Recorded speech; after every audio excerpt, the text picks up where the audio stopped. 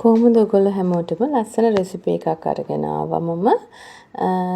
Butter cookies තමයි අද අපි හදන්නේ. ඉතින් ඒකට ඕනි කරන දේවල් තමයි බටර් ග්‍රෑම් 230යි, පාම් පිටි ග්‍රෑම් 250යි, සීනි ග්‍රෑම් 85යි. ඔන්න ඔච්චරයි ඕනි කරන්නේ. අපි බලමු දැන් මේක කොහොමද හදාගන්නේ කියලා. මම මේක හැදුවේ මගේ බබාලගේ ටීචර්ස්ලට දෙන්න. ඉතින් ඔන්න ඔය විදිහට මුලින්ම බටර් ටික දාගන්න ඕනේ බෝල් එකකට. ඔය විදිහට බටර් ටික දාගත්තට පස්සේ අපි ඒකට එකතු කරනවා කුඩු කරගත්ත අපේ සීනි ටික.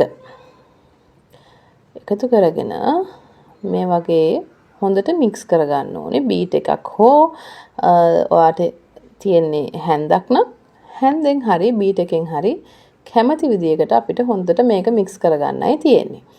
මේ විදිහට මික්ස් කරගන්න අතරතුර පාම් පිටි ටිකත් චුට්ට අපි මේකට දාලා ඩෝ එකක් විදිහට ලස්සනට හදාගන්න ඕනේ. බලන්නකෝ ඔන්න ඔය විදිහට. ඊට පස්සේ ටිකක් වෙලා තියලා අපි ලන්ච් ෂීට් එකක් මේ විදිහට දාලා ඒක උඩට ඩෝ එක දාලා ඒක උඩිනුත් ලන්ච් ෂීට් එකක් දාගන්නවා. ඇයි අපි එහෙම දාගන්නේ? ඒක ගොඩක් ඇලෙන සුළු ඩෝ එකක් නිසා. ওই විදිහට ලස්සනට ෂීට් කරගන්න ටිකක් මහත.